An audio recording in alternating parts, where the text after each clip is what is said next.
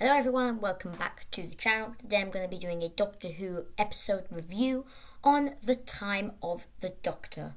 So this was the 2013 Christmas special. So it was also Matt Smith's regeneration story. So his last episode on the show. I'll just tuck my chair in. So how I'm going to be doing this review, I've done one for Day of the Doctor, so if you've seen that you'll know the structure of these reviews. I'm going to talk about the characters. Well, I would normally talk about the villains, but there wasn't really a specific main villain in here. So I'll just skip straight on to the good parts and then the bad parts.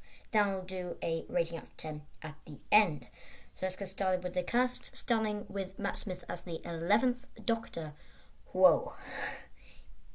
That was brilliant. Really, really good performance there from Matt. Whether he was playing a younger version of the 11th Doctor or an older version, or somewhere in between those, he absolutely nailed it. One of his best performances, if not his best. I mean, he was great in the 11th Hour. That's definitely one of hard to beat. He might have just beaten that, actually. Jenna Coleman as Clara Oswald. Yeah, she's not bad, like I've said with my Series 7 rank and my Day of the Doctor review. She's fine. Yeah, she's not great. She's not terrible, though. I do think she's a lot...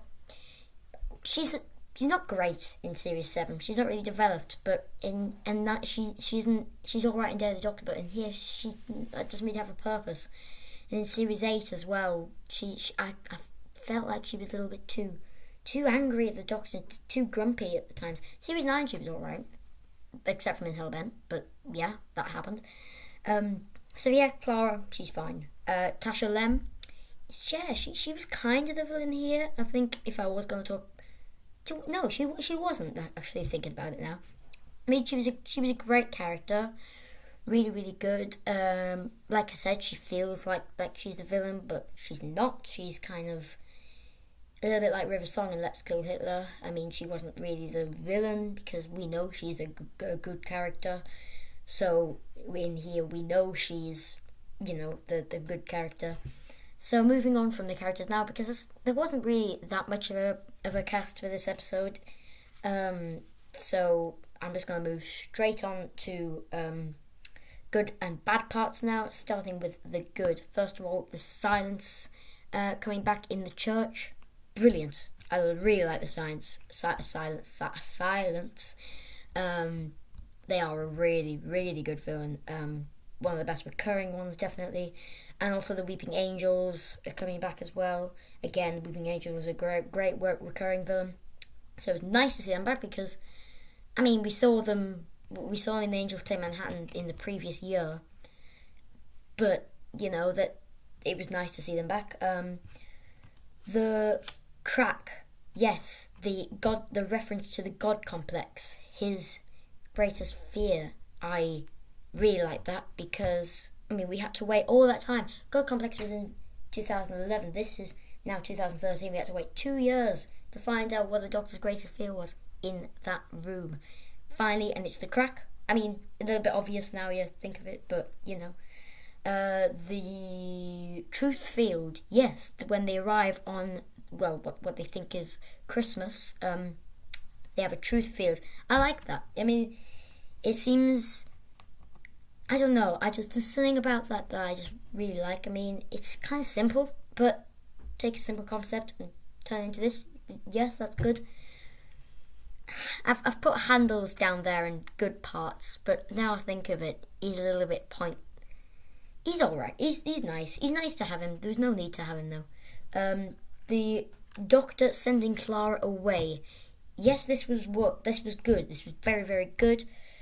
Although this has happened thousands and thousands of times before, we don't need to see it happen again. And so, yeah, it was nice to see that. It felt quite good for the episode. But, yeah, that's fine. Finally, we've got the regeneration scene. Oh, that gets a lump in my throat. It's really, really sad. With the 11th Doctor's final scene. Yeah, it was really, really good scene, that really emotional, and because Matt Smith is a lot of people's favourite Doctor, he might be mine actually. It's it could any of them on Near Doctors, because they were all great. Even Jodie Whittaker's starting to, because in Series 11 didn't like her at all. Series 12 she's really, really good, especially in Timeless Children. Yeah. So that's all I have for the good parts. We're on to the bad parts now. Yeah. First of all, the Wooden Cybermen. What was that about? I mean, Wooden Cybermen, I thought the whole point of the Cyberman was it was supposed to be metal, and it's a metal man, and no, not a wooden one, come on. Also, some of the scenes in here, I feel like they could have been a little bit, they could have upped the speed a little bit here, because obviously this wasn't an episode that had loads and loads of action in. It was an episode that, it was one of those episodes that there are a lot of talking scenes. Some of them worked in here. Also, some of them didn't, though. Some of them I thought were a little bit boring. Some of them are really, really good, though. I'm not saying that they were all bad, because some of them worked, but there are some fairly slow scenes in here. Also, the Dalek popping out of the people's eyes. We got it in Asylum of the Daleks here. We got it in Asylum of the Daleks. We got it here as well. To be honest, I don't hate it as much as some people, but it especially doesn't work. Doesn't feel like something the Daleks would do.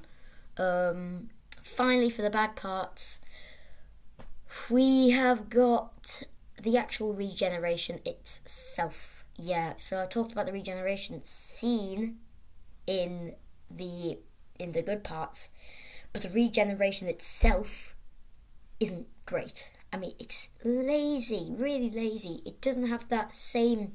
What we got with 9th and the 10th Doctor was when they sort of go like that, and then it lasts a long time, and you can see the companions, well, for the 9th Doctor as well, because when the 10th Doctor regenerated, he was on his own.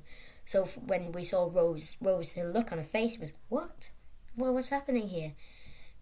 With this one, I mean, Matt Smith literally goes off the camera backwards, and then Peter Capaldi comes straight back on, and we didn't get that same, because Matt Smith was just delivered that amazing speech, really, really good speech, and then he just whoop, whoop.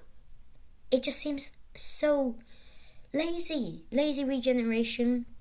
I absolutely loved the 10th Doctor's regeneration.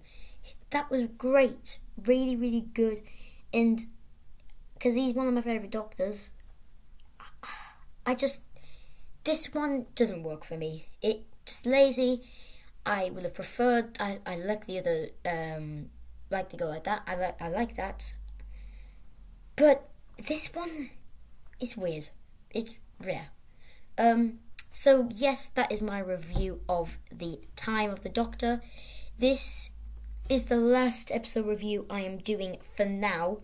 Once I have finished, ranking each series, I will be doing random episodes, random reviews on a certain episode. So it could be any episode. But before I do that, I'm doing some. I'm ranking each series, like I've done with series 1 to 7 so far. I've done that. I'm gonna do a couple of bits and bobs before I get back onto episode reviews. But that is my review for now. I will. But before we go, I need to give this a rating out of 10. This wasn't nearly as good as Day of the Doctor. I gave that a 9.5 out of 10. This one, I'm doing a review on Night of the Doctor, just because I thought there'd be nothing to talk about, because it's only 7 minutes long. So this one, I'm gonna give a 7. I think I'm giving it a 7. Yeah, it wasn't amazing, but it wasn't terrible either. I enjoyed this episode. Could be a 6.5 actually, but no, I'm gonna stick with a 7. Stick with a 7 at the moment. It could go down, it could go up. Most likely to go down actually. But yes, that is my review on the Time of the Doctor. I'll see you guys in the next video.